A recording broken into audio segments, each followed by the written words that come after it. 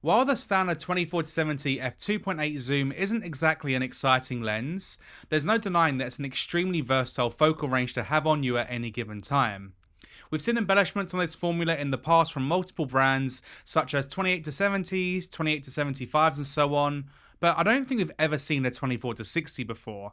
And even though it takes 10mm off your close end, I think Lumix have delivered something that offers way more to the end user.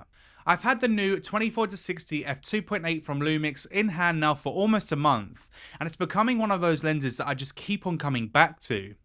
In case this lens got lost in the noise of the S1II announcement, it costs £899, weighs 544 grams, and features a few new tricks that Lumix have debuted specifically with this lens, and we'll get into that stuff in a little bit. To put this info into perspective, the 24-60 is almost half the weight of the S Pro 24-70 and is around 4cm shorter, making it feel less front heavy and better matched with a newer and smaller generation of Lumix full frame cameras. I probably sound like a broken record to those who have watched my videos before, but this is a really big deal for me, and any weight saving will always be welcomed. The second generation Sigma 24-70 for the L mount weighs 745 grams, so we're still saving 300 grams when we compare the 24-60, and that's about the weight of a single Lumix S1.8 Prime. So what I'm getting at here is that you could effectively carry the 24-60 f2.8 and the 85mm f1.8 and still be lighter than you would be carrying the S Pro 24-70. For those of you who have to lug your kit around for client shoots, you'll definitely appreciate this a lot. While there's deals popping up all the time for the S Pro 24-70, it still costs almost double the price of the 24-60. So if you wanted a versatile and constant f2.8 zoom without spending too much, then you're going to like this lens. And speaking of getting high quality performance for less money, I thought now would be a good time to talk about today's sponsor, Lexar, and specifically the deals that they're running during the Amazon Prime Day event between the 8th and 11th of July. I've been using Lexar products now for a long time and I can vouch for their reliability. I use Lexar SSDs, card readers, MicroSDs in my action cameras, and their UHS-II SD cards in my Lumix cameras. I've never had any issues with any of their products, and I do genuinely think they deliver an excellent price to performance ratio. With write speeds of up to 160 megabytes a second depending on card capacity, the Silver Pro series gives you plenty of headroom for writing the internal 4K and 6K codecs in Lumix cameras. The read speeds are even higher at 280 megabytes a second, allowing for fast and efficient file transfers and backups. You can get the Silver Pro cards from 64GB all the way up to 1TB, so you'll have options no matter how much space you require. Lexar are also running a deal on their Silver Plus micro SD cards, and they're the exact ones that I use in my action cameras and my drones. Great quality storage is genuinely the most important thing you can invest in as a creative, because without that reliability, you run the risk of losing or even corrupting files that could be worth thousands in your revenue. So please do yourself a favor and do me a favor by checking out Lexar products. Use the links in my description so the brand knows that I sent you, and then we can all go to bed at night knowing that your files are in safe hands. Thanks again to Lexar for sponsoring this video, and now let's get back to the 24-60. The most important aspect of any lens is the image quality, and the 24-60 is no slouch in this department either. Here's a few comparison images shot with the Lumix 24-60 and the Lumix S Pro 24-70. Both lenses were mounted to the S1R II with the same settings, same white balance, and so on. I found the overall experience really positive when using this lens.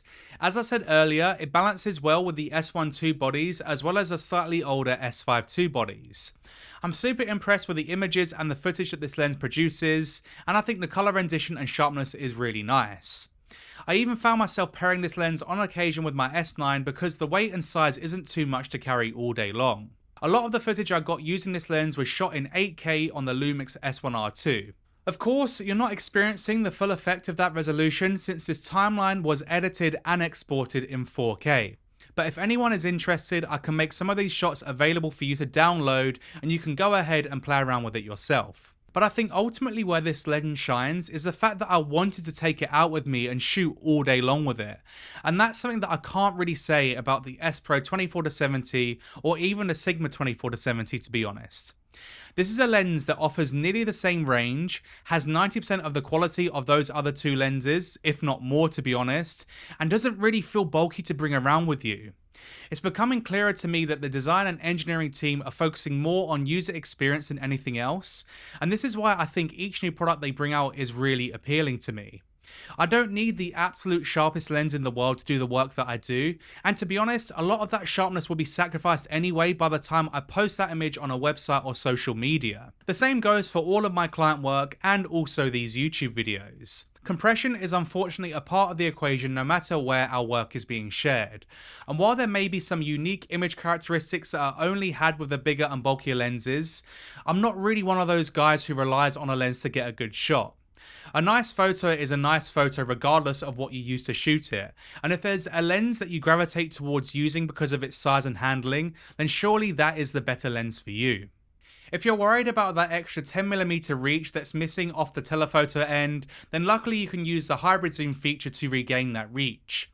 This works particularly well on the Lumix S1R II because of the higher resolution, so realistically you won't even notice a crop when you drop it into your regular 4K timeline. Even on the 24 megapixel sensors, you'll still be able to crop without degrading the image too much since you're still cropping in on a 6K sensor. When shooting video on the S1R II, you'll be able to extend your range from 60mm all the way up to 125mm when using a 4K shooting mode. In photo mode, your hybrid zoom range depends on what you set your minimum image size to, but to be honest though, I'd only use it from the small image size and no smaller, and that still gives you a reach of 120mm. You've probably noticed by now from the B-roll that this lens features a function button and is the first lens outside of the S Pro lineup to do so, and you can assign this to do pretty much anything you want. The lens ring can also be assigned to a function, meaning you can set it to control your aperture, shutter speed, ISO, and various other parameters.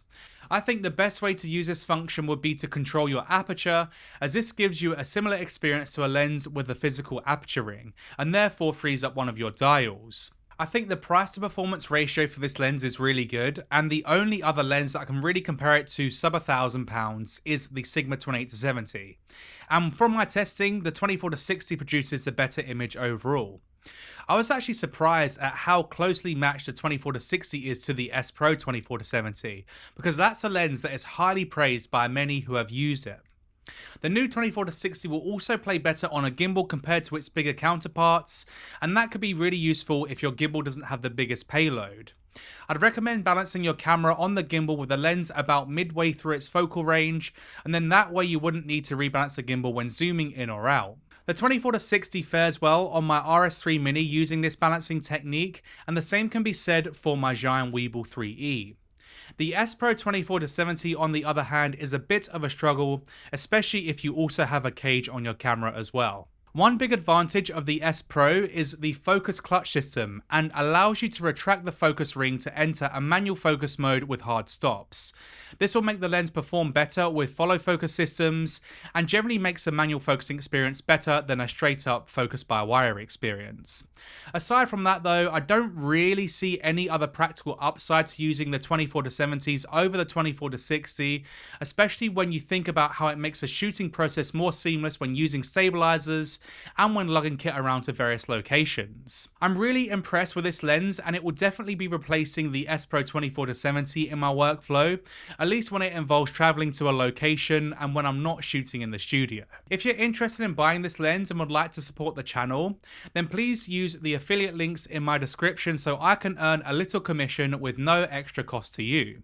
And if you're still in the mood to watch some more nerdy Lumix videos, then you can go ahead and check out any one of these videos next.